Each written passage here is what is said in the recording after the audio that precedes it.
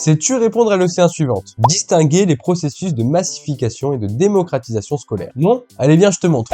Ici, on te demande de distinguer, c'est-à-dire de présenter les différences et uniquement les différences des processus de massification et de démocratisation scolaire. Il faut donc faire un plan comparatif car on te demande de confronter les deux notions. On va donc lister autour de grandes idées les différences entre ces deux processus. Bon, on a la forme de notre réponse, maintenant il nous faut le fond.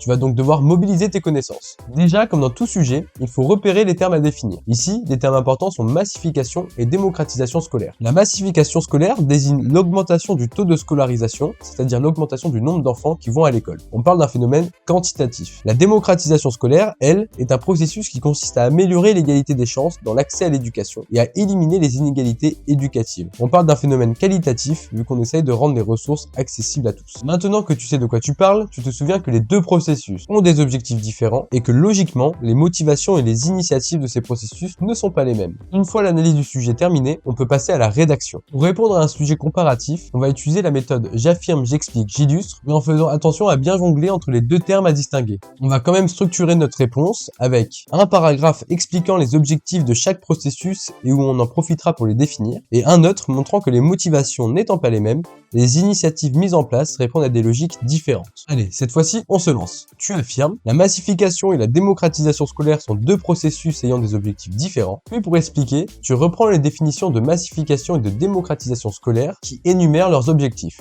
Passons au paragraphe des motivations et des initiatives. Tu vas donc affirmer l'idée. Ainsi, les motivations qui poussent un gouvernement à choisir entre massification et démocratisation ne sont pas les mêmes, et donc les stratégies mises en place répondent à des logiques différentes. Et là, tu expliques et tu illustres. En effet, une politique de massification scolaire est plutôt motivée par des considérations économiques, comme augmenter le nombre de travailleurs qualifiés, ou par des considérations démographiques, comme par exemple répondre à l'augmentation de la population. Ainsi, les stratégies de massification scolaire peuvent se traduire par des investissements massifs dans les infrastructures scolaires ou par des programmes visant à attirer les groupes traditionnellement exclus. En revanche, une politique de démocratisation scolaire est plutôt motivée par des considérations de justice sociale afin de garantir les mêmes chances de réussite pour tous les enfants, indépendamment de leur milieu social, de leur origine ou de leur genre. Ainsi, les stratégies de démocratisation scolaire peuvent se traduire par des bourses d'études pour les étudiants précaires ou par des classes préparatoires et des programmes de mentorat pour les étudiants issus de milieux défavorisés afin de réduire les inégalités, favoriser l'égalité des chances. Voilà, c'est tout pour ce sujet.